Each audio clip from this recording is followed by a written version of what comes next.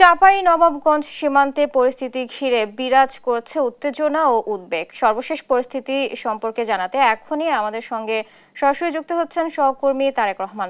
তারেক, সীমান্তে কি পরিস্থিতি বিরাজ করছে এবং সীমান্ত জুড়ে নিরাপত্তা ব্যবস্থা ও স্থানীয়দের মধ্যে কি ধরনের প্রতিক্রিয়া দেখা যাচ্ছে আমাদের জানাবেন।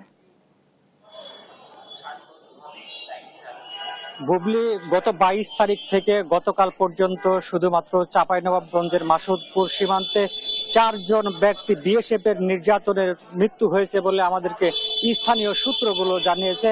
তবে এ নিয়ে কিন্তু বিজিবির পক্ষ থেকে বলা হচ্ছে কিভাবে তাদের মৃত্যু হয়েছে সেটি তারা নিশ্চিতভাবে বলতে পারছে না। তবে আমরা স্থানীয় বাসিন্দাদের সঙ্গে কথা বলেছি, তার বিএসএফ কিন্তু মৃত্যুর ধরন চেঞ্জ করেছে, তারা কিন্তু কৌশল অবলম্বন করছে।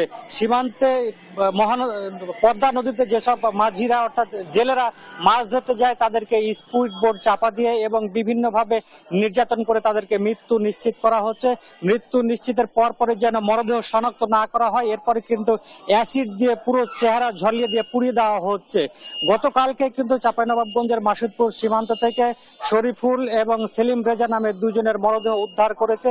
এর আগেও কিন্তু গত বৃহস্পতিবারের দিন রাজশাহীর গোদাগাড়ি সীমান্ত থেকে কিন্তু চাঁপাইনবাবগঞ্জের একজনের সোহাইবুর রহমান নামে আরেকজনের মরদেহ উদ্ধার করা হয়। এছাড়াও কিন্তু গত 22শে জুলাই আরেকজনকে কারেন্টের শক দিয়ে হত্যা করেছে এমন একটি অভিযোগ পেয়েছিলাম, তাকে না চলে দাফন করা হয়েছে। এসব বিষয় নিয়ে কিন্তু সীমান্তে এক ধরনের স্থানীয় বাসিন্দাদের মধ্যে ক্ষোভ ও অসন্তুষ্ট বিরাজ করছে। বিজিবির পক্ষ থেকে বলা হচ্ছে তারা বিএসএফ এর সঙ্গে কথা বলছেন, বিএসএফ কিন্তু এই বিষয়গুলো এড়িয়ে যাচ্ছে বলে আমাদেরকে বিজিবি জানিয়েছেন। তবে স্থানীয়রা বলছেন বারবার বিএসএফ এর হাতে প্রাণ দিতে হচ্ছে অসংখ্য বাংলাদেশি নাগরিকদেরকে, যারা জেলে এবং কৃষি কাজ করে জীবিকা নির্বাহ করে থাকে।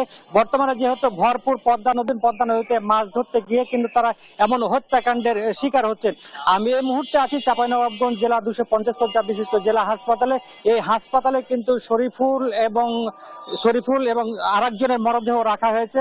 এখন ময়নাতদন্ত চলছে, ময়নাতদন্ত শেষে কিন্তু চিকিৎসকদের সঙ্গে আমরা কথা বললে বিষয়টি আমরা ক্লিয়ার হব কি আসলে কিভাবে তাদের মৃত্যু হয়েছে।